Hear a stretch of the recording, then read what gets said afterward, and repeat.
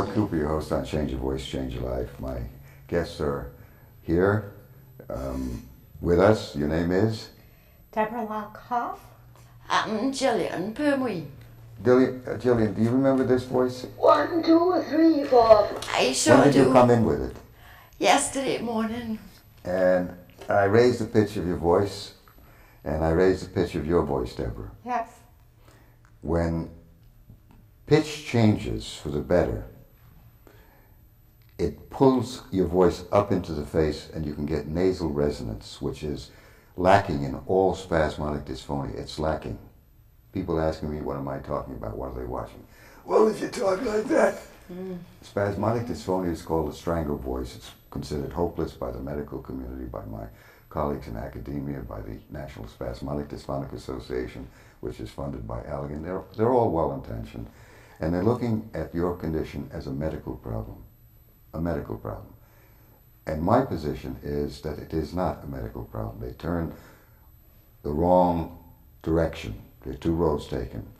Spasmodic dysphonia, from my experience reporting ongoing cures, documenting the cures, is that you're talking with the wrong voice. Now, the use of Botox, you had Botox, Deborah. Yes.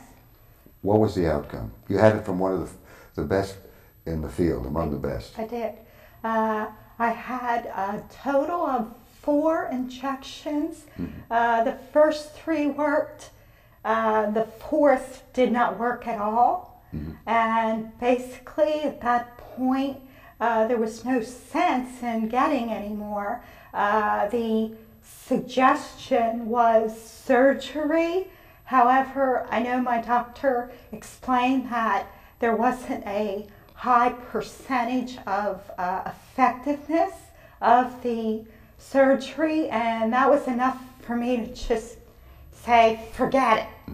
I didn't even want to go there. And that was my last visit to the doctor. I have a new book out, and it's on my website. You can download it. It's free, voice-doctor.com. And it talks about what's going on and so forth. Page 15 of the book talks about the side effects or the poor outcome of Botox. And in another section of the book, I talk about the fact that I feel that you should try it if you want a stopgap measure. It's a temporary. It can be 4 to 10 Botox shots a year or more each and every year for life.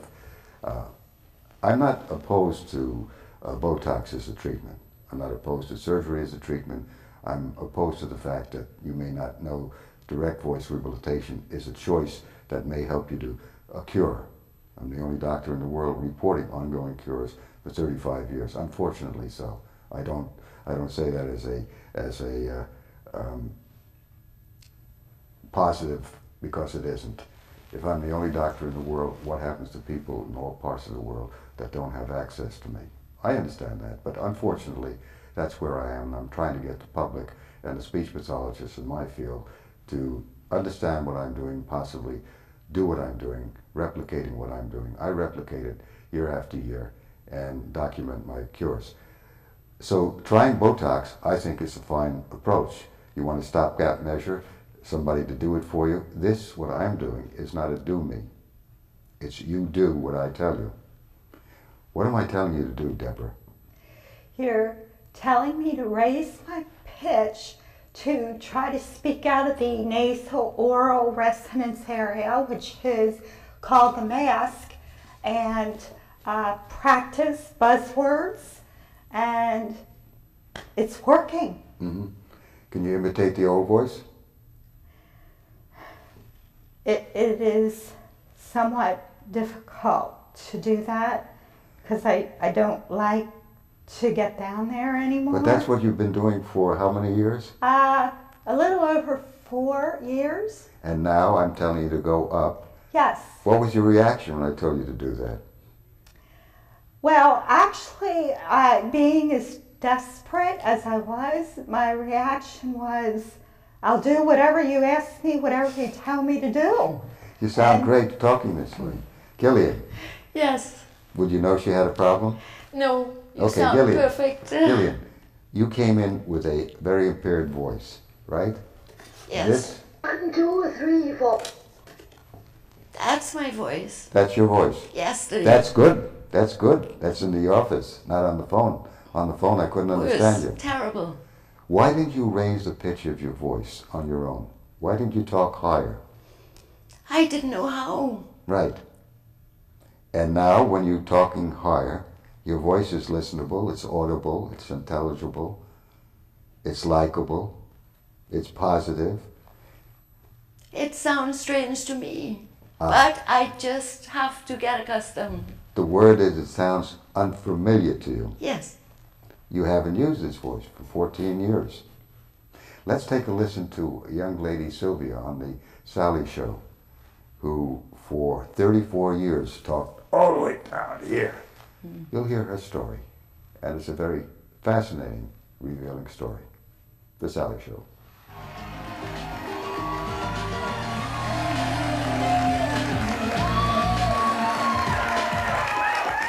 We're going to have Jimmy James return in a few minutes, but first, our next guest defied all the odds. She says for 34 years she didn't have a voice. And she's been working with this gentleman, Dr. Cooper, for about 4 weeks, and now really can talk again. Sylvia, you're going to talk, but you're going to talk the way you talked for 34 years. I think it's important that we hear the difference. What happened? You were 18, and what happened? Well, I was 18 years old, and I had a tonsillectomy. And after the tonsillectomy, my voice got worse. I got a virus, and I got sicker and sicker. And by the time I got rid of the virus, I didn't have much of a voice. It would come and go. Sometimes it would almost be normal. But most of the time, it was never normal. Doctor, what is that called? It's called the strangled voice spasmodic dysphonia. And what causes it? The talking in the lower throat. My take on it is that it's misuse and abuse. The medical community is saying it's an unknown cause, and they look to medical or neurological cause, and I'm reporting cures of this condition for over 25 years. Okay. By direct voice rehabilitation. It's a different approach. She's such a beautiful woman, and she sounds like a very old woman. Yeah, when I spoke with her by phone, when she called... You thought you were going to talk to somebody who's, what? 120. 120. That must be very embarrassing. I would think so. How did you find the doctor? Well, I went through 34 years of searching. I tried absolutely everything. I went to every doctor imaginable. It's like I'm talking to a different person. You are? Oh, yeah. You are? Oh, that's so scary. So you tried everything. I'm sorry. And as a last resort, I had tried botulism 4 times. And after I had the Botox treatments, my voice got worse. It got so bad that I was only able to whisper. And I thought, what else? I have no recourse. And they wanted me to come back for additional Botox injections to adjust the dosage, but they'd already adjusted it 3 times. And it just got worse. So I decided to go with the maverick over here, Dr. Cooper. And I thought, what else do I have to lose? 34 years, and I had nothing to lose. She is so pretty that she was in beauty pageants, but you didn't have to speak very much, did you? Oh yeah, I just walked on stage and they said, hey, she looks good. That's it.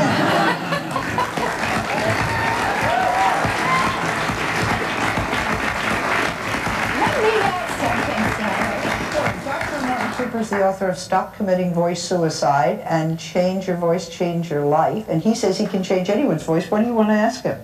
Oh, I don't want to ask him anything. I'm just saying that after 4 weeks, my personality is back. I had become withdrawn, reclusive. I had gone to psychiatrists, acupuncturists, every kind of doctor you could think of. And all of a sudden, when I got my voice back, it's like, hey, the old girl's back, look out. What's the most common voice problem? The most common voice problem is a tired voice, a misused voice, it fatigues. But she had no voice. I told her when she called me that I believe I can help her come in. And she tried everything. Her speech therapist wasn't able to help her. She heard me at a medical conference, and she referred her in. How long did it take me to find your real voice? Well, it took my real voice, he picked up in about 5 seconds. Really? I have somebody for you. Can you, we have somebody who would like to change her life. Her name is Kelly. Do you think you could help her? If Kelly wants to change, I believe I can help almost everyone. Ah, okay. The individual has to want to change. If they find that the voice is rewarding for them, and I think she they won't wants change. to. Okay, we're back. Okay. We're in studio right now, and what's interesting about this saga,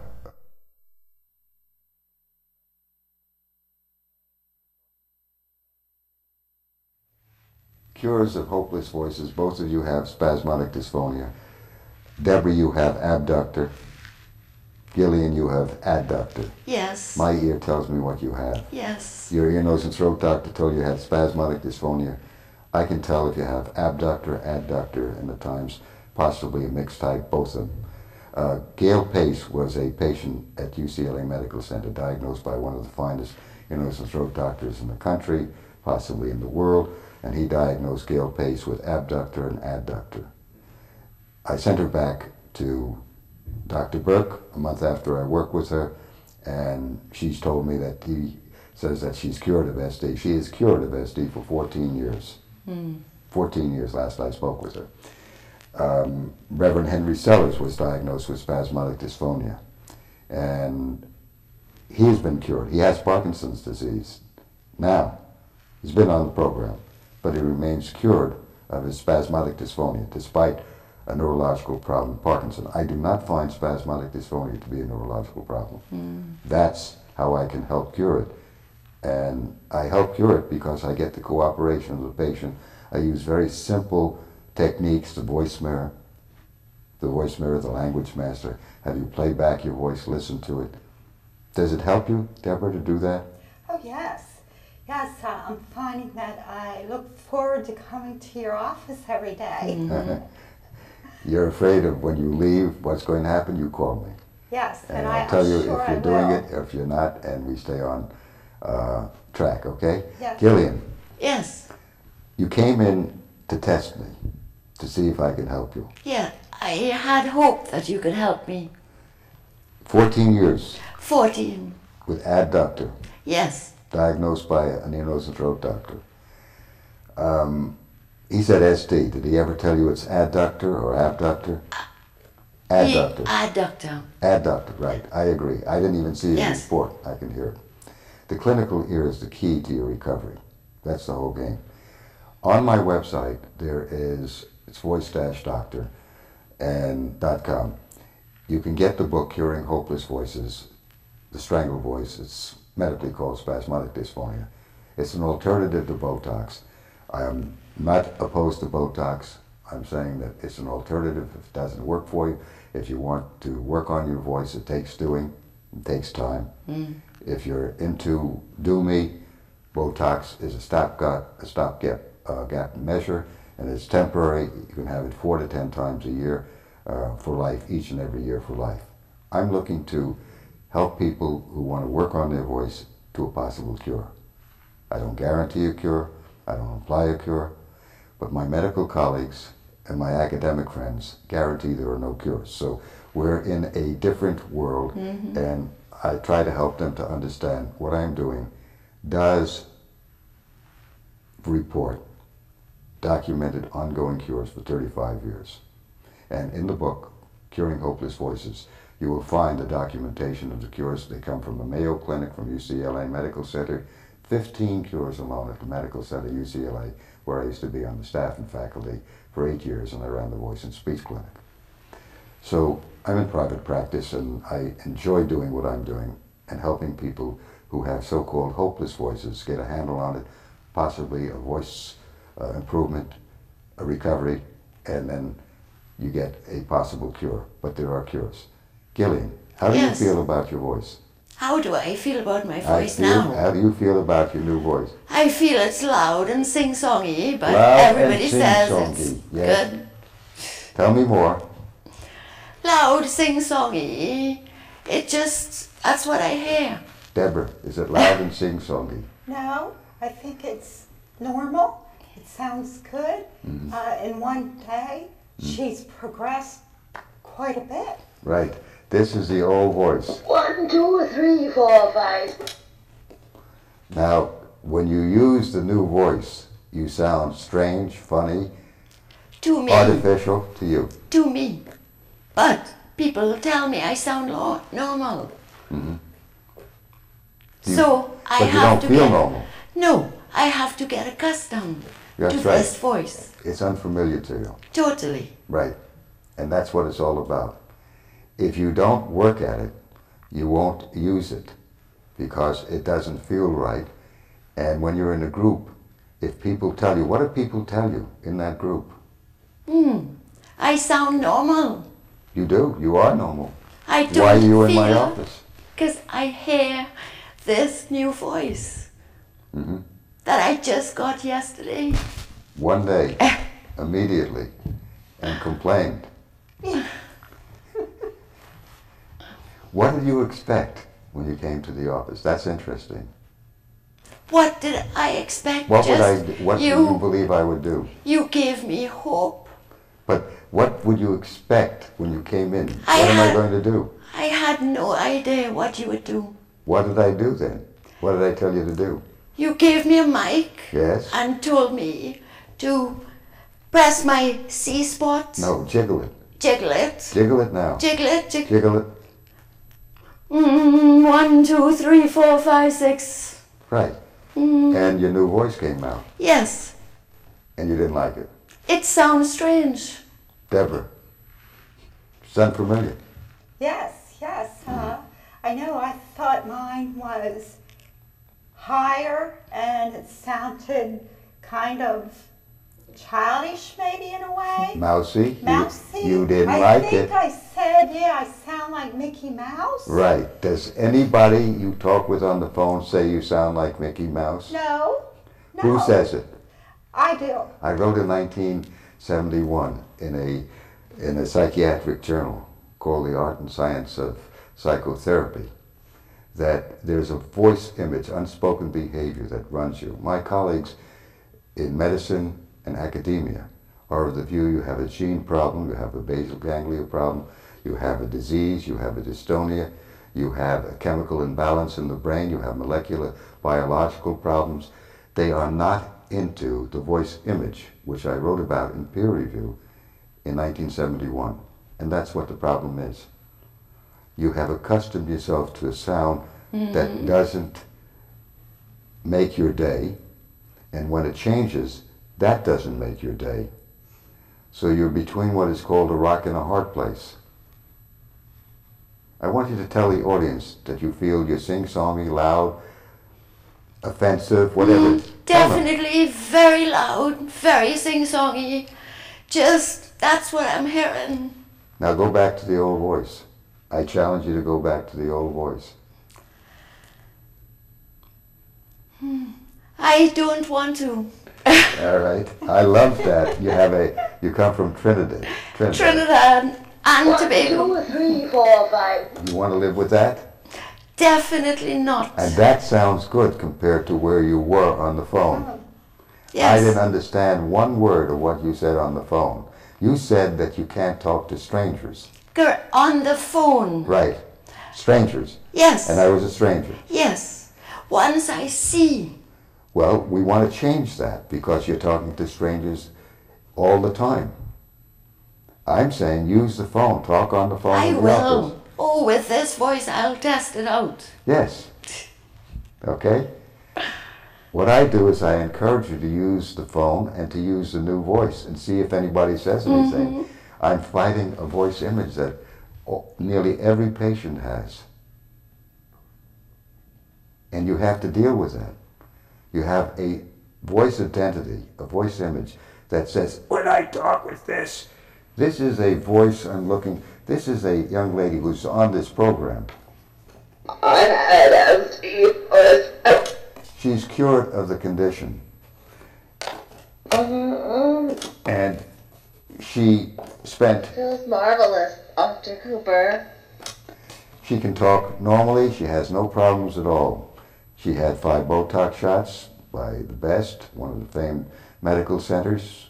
She was looking for another approach, and I showed her what to do. People who knew her with that voice that you heard were shocked to hear her when she had the new voice. But what she found is her friends didn't like the new voice because she wasn't handicapped anymore. And so she had a problem, she found out. And I said, that's the problem. You just use that new voice, and she does, and she's happy and fulfilled, and she talked on this program. We played her old voice and the new voice, and she was talking with the new voice, like you, Gillian. But she's using that new voice. I plan to use this. Totally, always. Okay. There's a DVD on my website, 7 minutes of before and after. It's all free. And the book, Curing Hopeless Voices, The Strangled Voice, it's called The Strangled Voice in parentheses, Spasmodic Dysphonia, an alternative to Botox, is on my website, voice-doctor.com. It's free. Everything is free. My book, Stop Committing Voice Suicide, Change Your Voice, Change Your Life, is in the 19th printing. Those are in the library. They're free. People ask me, how do I make a living if I give the books away? Well, I earn a living seeing patients who are at the tail end and need help and want somebody to help them. And the books are telling, the book incidentally was with Harper for 12 years, and they said it's the best book they had on self-help. There is self-help for most voice problems, but for spasmodic dysphonia, you have to really get somebody to help you, and unfortunately, there's nobody, and worldwide, people ask us, is there anybody that I can refer to? Unfortunately, there is nobody doing what I do, which is a very, very tragic situation. Because patients need somebody in their neighborhood, in their vicinity. I certainly would like to help them and train them and so forth, but I don't have that privilege. I'm persona non grata in my field, reporting cures. My own field, the American Speech Hearing Language Association, says there are no cures and that Botox or surgery or speech therapy is treatment. But speech therapy does not report a single cure ever. What I do is called direct voice rehabilitation. I certainly would like to train people in speech therapy, but I don't have that privilege. What is your take on using the new voice when you use it to me and you're talking with me? What do you think I'm thinking when you're using the new voice? I would think maybe you find it sounds funny. That's what I think. Deborah, do you find it funny? No, not anymore. At first I did, but I know that when you're looking at me and if my voice is not high enough, I know I'm going to hear you say, get it up, get it up. Now that voice is as clear as could be. Why don't you get it up? It takes practice. That's right. That's the word. It takes practice. Because you didn't get it up. You got it down. I challenge Gillian to get her voice down as she talks on the phone and squeeze it. I challenge you to do that. Can you do that? I love your Thank you. Because the is where you want to go. The is natural. I developed that in 1972. That's my technique. And it is a very effective technique for most types of voice cases, especially adductor. For abductor, you have to use a little more volume and get it up there to close the abductor vocal cords. People don't understand the difference. This is abductor. The voice breaks. If you go up higher and you get the nasal resonance, the break disappears. Is that correct? That is correct. I didn't hear that. That is correct. Right, that is correct. So you have to get accustomed to it. But what you're saying, Deborah, is that you're loud, you're offensive, you're mousy. Tell me I'm wrong. No, it takes a lot to get used to. Right. Yes. Right. Right. Right. Right. What are the buzzwords? Right. Really? Yes. No. Go. Right. Do. Right. Right. 10 buzzwords. Right. Right. Right. Right. You Right. sound fantastic. Nobody would ever know if you used that voice you ever had abductor or any voice problem. So you see me when you see I react to you, you know that you're not doing it. Right? Right. Okay. Gillian, Yes. you think I see you as funny when you're using the new voice? I think because I feel funny, people think I sound funny. You But think it's it. because I feel. Yes. Yes. But your feeling is wrong. Right. All I of- have to get accustomed to that. Yes, you have to get accustomed to an unfamiliar voice. Yes. 14 years with the old 14. voice. What did it do to you, talking with this type of voice? What did it do It 3, 4, 5, 6, What did it do to Gillian? It isolated me. It stopped me from doing my work, from simple things like going to the drive-through to order food for my kids. Everybody has the same problem. That was a huge, It isolated huge, isolated me. you. And also the voice alienated you. Yes, And yes. the people Or made looked at- fun of my voice, my low-pitched voice. Yes. What is the title of this program? Can you believe my voice? Folks, can you believe that this condition called spasmodic dysphonia can be cured? It can be cured. It's not a neurological problem. I can't cure neurological problems. But what I can help cure is a voice problem that is misused. I'm Mort Cooper. Thank you both, Deborah and Gillian. Thank Bye. you.